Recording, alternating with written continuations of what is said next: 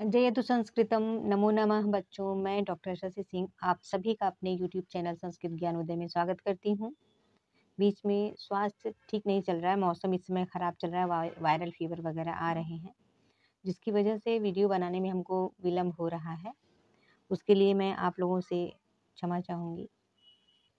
आज मैं आप लोगों के लिए मेघदूतम से संबंधित कुछ प्रश्नों को लेकर के उपस्थित हुई हूँ। आप लोग इसको ध्यान से देखिएगा, सुनिएगा, और जितने प्रश्न आप लोगों को आते होंगे उसको आप कमेंट में ज़रूर बताइएगा। और हाँ, ये भी बताइएगा कि किन प्रश्नों का उत्तर आपको आ रहा है, किसका सही जवाब कौन सा है। ठीक है, इससे आप लोगों की तैयारी होती रहेगी परीक्षाओं की। तो आइए प्रश्नों को देखते हैं। प्रश्न है, मेघदूतम के रचनाकार कौन हैं? कालिदास, भारवी, भवभूति, भास। इन चारों में मेघदूतम के रचनाकार कौन हैं? तो इसका सही आंसर है ऑप्शन ए, कालिदास। ठीक है, आगे बढ़ते हैं अगले प्रश्न की ओर। अगला प्रश्न है, मेघदूतम किस विधा का काव्य है? मेघदूतम किस विधा का काव्य है? महाकाव्य है, खंड काव्य या गीति काव्य है, नाटक है कि मुक्तक काव्य है? कौन सा काव्य है? तो इसका सही आंसर है ऑप्शन बी, खंड काव्य, गीति काव्य। अर्थात मेघदूतम जो है वह खंड काव्य भी माना गया है उसको, और गीति काव्य भी माना गया है। ठीक है, यह महाकाव्य नहीं है, नाटक नहीं है, और मुक्तक काव्य नहीं है। तो ये मेघदूतम जो है मुक्तक काव्य नहीं है, क्या है? खंड काव्य या गीति काव्य है। अब आगे बढ़ते हैं अगले प्रश्न की ओर। अगला प्रश्न है, मेघदूतम कितने भागों में विभक्त है? 4 भागों में, 2 भागों में, 3 भागों में या 6 भागों में? तो देखिए, मेघदूतम जो है वह 2 भागों में विभक्त है। ठीक है, जो बी ऑप्शन है वह सही है। पूर्व मेघ और उत्तर मेघ, ये मेघदूतम जो है 2 भागों में विभक्त है, पूर्व मेघ और उत्तर मेघ। ठीक है, अगले प्रश्न की ओर आगे बढ़ते हैं। अगला प्रश्न है, मेघदूतम का प्रधान रस क्या है? विप्रलंभ श्रृंगार, वियोग श्रृंगार, ए और बी दोनों, या उपर्युक्त में से कोई नहीं? तो इसका सही आंसर है ए और बी दोनों, क्योंकि जो वियोग श्रृंगार होता है उसको ही विप्रलंभ श्रृंगार भी कहते हैं। ठीक है, तो ए और बी माने विप्रलंभ श्रृंगार या वियोग श्रृंगार एक ही होता है। तो ये दोनों श्रृंगार माने विप्रलंभ श्रृंगार ही प्रधान रस है, जिसको वियोग श्रृंगार भी कहते हैं। तो ए और बी ये ऑप्शन सही है। ठीक है, अगले प्रश्न की ओर आगे बढ़ते हैं। अगला प्रश्न है, मेघदूतम में किस छंद का प्रयोग किया गया है? मेघदूतम में किस छंद का प्रयोग किया गया है? वंशस्थ छंद का, मंदाक्रांता छंद का, श्रद्धरा छंद का, या मालिनी छंद का? तो इसका सही आंसर है बी, मंदाक्रांता छंद। मेघदूतम में मंदाक्रांता छंद का प्रयोग किया गया है। ठीक है, पूरे मेघदूतम में पूर्व मेघ उत्तर मेघ दोनों में जो है मंदाक्रांता छंद का ही प्रयोग किया गया है। ठीक है, अगले प्रश्न की ओर आगे बढ़ते हैं। अगला प्रश्न है, मेघदूतम में किस रीति का प्रयोग किया गया है? वैदर्भी रीति का, गौड़ी रीति का, लाटी रीति का, या पांचाली रीति का? तो कौन सी रीति है? तो इसका सही आंसर है ऑप्शन ए, वैदर्भी रीति का। मेघदूतम में वैदर्भी रीति का प्रयोग किया गया है। देखिए, कालिदास जी वैदर्भी रीति का ही प्रयोग किए हैं अपने संपूर्ण रचनाओं में। ठीक है, उनकी जो रीति है, जो शैली है कालिदास की, वह वैदर्भी रीति में ही है। तो चूंकि मेघदूतम महाकवि कालिदास की ही रचना है, इसीलिए उनकी जो रीति है वो वेदर भी रीति है। ठीक है, अब आगे बढ़ते हैं। अगला प्रश्न है, मेघदूतम का उपजीव्य ग्रंथ क्या है? स्कंद पुराण, ब्रह्मवैवर्त पुराण, पद्म पुराण, वायु पुराण। इन चारों में से सही आंसर है ऑप्शन बी, ब्रह्मवैवर्त पुराण। मेघदूतम का उपजीव्य ग्रंथ जो है वह है ब्रह्मवैवर्त पुराण। ठीक, आगे बढ़ते हैं। अगला प्रश्न है, मेघदूतम में दूत की कल्पना किस ग्रंथ से की गई है? महाभारत से की गई है, वाल्मीकि रामायण से की गई है, श्रीमद् भगवद गीता से की गई है, या उपर्युक्त में से कोई नहीं? तो इसका सही आंसर है ऑप्शन बी, वाल्मीकि रामायण। वाल्मीकि रामायण से दूत की कल्पना करके महाकवि कालिदास ने मेघदूतम की रचना की। वाल्मीकि रामायण में जब हनुमान जी माता सीता का खोज करने जाते हैं और उनको वहाँ लंका में पता लगा करके आते हैं और भगवान राम को माता सीता की सूचना देते हैं, तो उससे ही प्रेरित होकर के कालिदास जी जो है क्या करते हैं, वो भी मेघदूतम में मेघ को दूत बना करके यक्षिणी के पास, है ना। तो मेघदूतम जो है, मेघदूतम में दूत की कल्पना किस ग्रंथ से की गई है? तो वाल्मीकि रामायण से की गई है। अगले प्रश्न की ओर आगे बढ़ते हैं।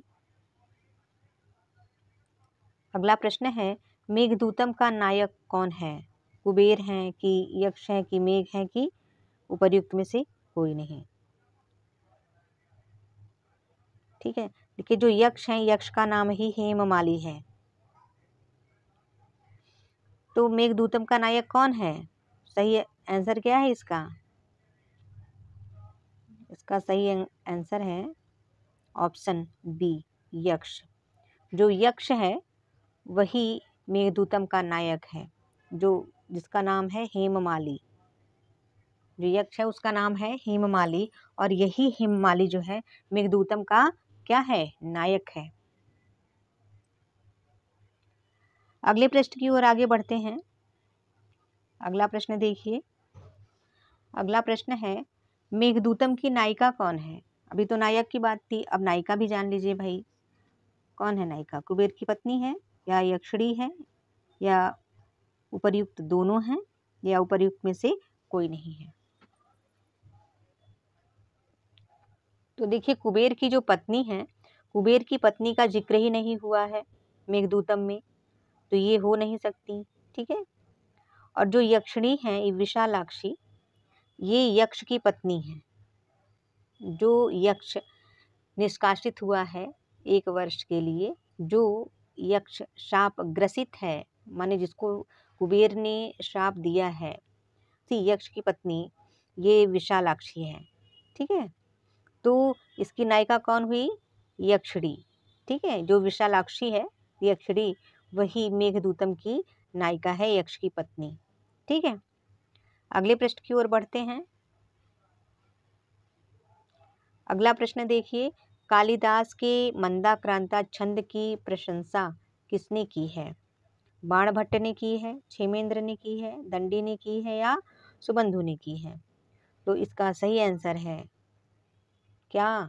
आप लोग भी जवाब जरूर दीजिएगा, और यदि वीडियो पसंद आए तो उसको लाइक करिएगा, अपने दोस्तों में भी शेयर करिएगा जिनको इन प्रश्नों की आवश्यकता होगी, जिनको परीक्षाओं की तैयारी करनी हो, उनको भी आप ज़रूर शेयर करिएगा। और यदि आप मेरे चैनल पर नए हैं तो चैनल को सब्सक्राइब ज़रूर करिएगा, और वीडियो को लाइक भी करिएगा, साथ में बेल आइकन को भी प्रेस कर दीजिएगा, जिससे जो भी मेरी आगे ज्ञानवर्धक वीडियो आने वाली है उसका नोटिफिकेशन, उसकी सूचना आपको मिल सके।